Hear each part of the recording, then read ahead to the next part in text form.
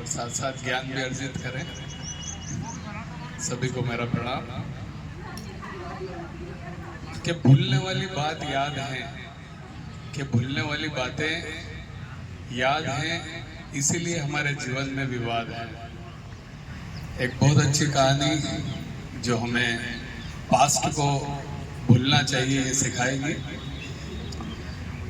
गौतम बुद्ध के दो शिष्य रहते हैं, वो उनके साथ ही गौतम बुद्ध के साथ ही उनके मठ में उनके आश्रम में रहते थे। जो दो शिष्य थे, एक शिष्य सीनियर था, एक जूनियर था। सीनियर इसलिए कि वो काफ़ी एज में ज़्यादा था जूनियर से और काफ़ी सालों से मठ में रह रहा था। और जो जूनियर था वो नया नया आया था तपस्या के लिए, साधना के लिए, मोक्ष प्राप्ति के लिए मठ में, आश्रम में। तो इसलिए वो जूनियर और सीनियर बोला गया कि एक जूनियर मोक्ष ये भिक्षु और एक सीनियर। तो चूंकि मठ का रोज का रूटीन जो रहता है कि रोज भिक्षा मांग कर लाना होती है गांव से और शाम को वापस आना होता है, तो ये जो जूनियर और सीनियर दोनों थे हमारे भिक्षु, ये भी रोज रूटीन की तरह अपने मठ से, मठ जंगल के बीचों बीच था और गांव थोड़ा वहाँ से दूर था। उस दिन काफ़ी मतलब बारिश का भी मौसम चल रहा था, हल्की हल्की बारिश हो रही थी। ये लोग रूटीन के तहत अपने भिक्षा के लिए निकल गए, जूनियर और सीनियर भिक्षु। और दिन भर जहाँ जहाँ इन्होंने भिक्षा मांगनी थी भिक्षा मांगी, भिक्षा इकट्ठी की और वापस अपने आश्रम के लिए चल पड़े। वापसी में भी देखा तो बारिश, हल्की हल्की बारिश हो रही थी। तो जहाँ एक नदी भी पड़ती थी रास्ते में, वो नदी में काफ़ी पानी उफान पे चल रहा था। ये नदी पार करने ही वाले थे दोनों, और इतने में एक लड़की की आवाज़ आई, सुंदर सी कन्या, एक राजसी कन्या, एक राजकुमारी जैसी, जिसने बहुत सारे स्वर्ण आभूषण पहन रखे थे। वो मदद के लिए चिल्लाई कि क्या आप मेरी मदद करेंगे। दोनों भिक्षुओं ने उसकी तरफ देखा, वो भिक्षुओं के पास आई, उनको प्रणाम किया और बोला कि मैं यहाँ के राजा की लड़की हूँ, राजकुमारी हूँ, सैनिकों के साथ वन में जंगल में आई थी और रास्ता भटक गई हूँ, उनसे भटक गई हूँ। अब मुझे मेरे राज्य वापस पहुँचना है, पर ये मैं नदी पार नहीं कर पा रही हूँ। आप मुझे मेरी मदद कीजिए और मुझे किसी तरह ये नदी पार करवा दीजिए। यहाँ बहुत चिकने पत्थर हैं और इस कारण मैं फिसल सकती हूँ, गिर सकती हूँ। तो कृपया आप मेरी मदद कीजिए और मुझे नदी पार करवा दीजिए, क्योंकि मेरे पिताजी परेशान होंगे, उन्होंने कई सैनिकों को ढूंढने भेज दिया होगा। इस तरह बार बार वो मदद की गुहार इन दोनों भिक्षुओं से लगा रहे थे।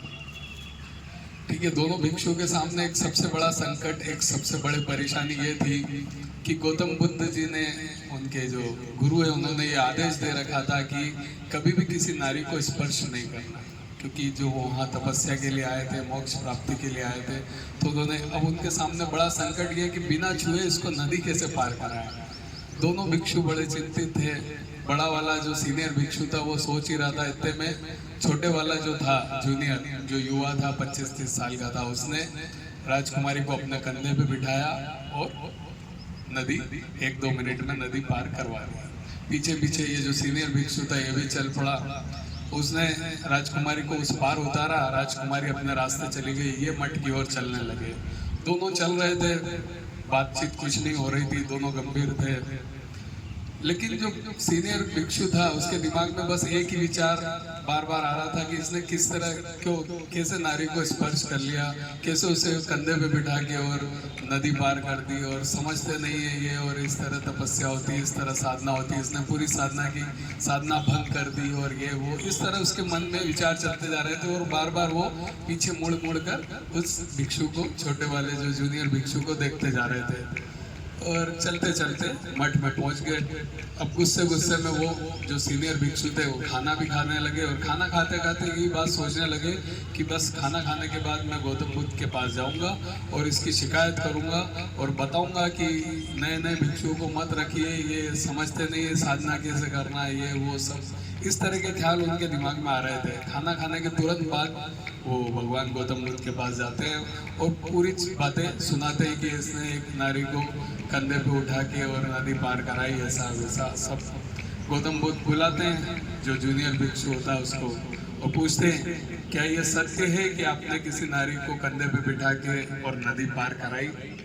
तो वो भिक्षु भिक्षु जो जूनियर भिक्षु होता है वो सोचता है कि हाँ मुझे याद आया कि शाम को ही मैंने एक राजकुमारी को कंधे पे बिठा के नदी पार कराई थी, लेकिन नदी पार कराने के बाद मैंने उसे वहाँ उतार दिया था और उसके बाद मैं अब मठ में आ गया हूँ।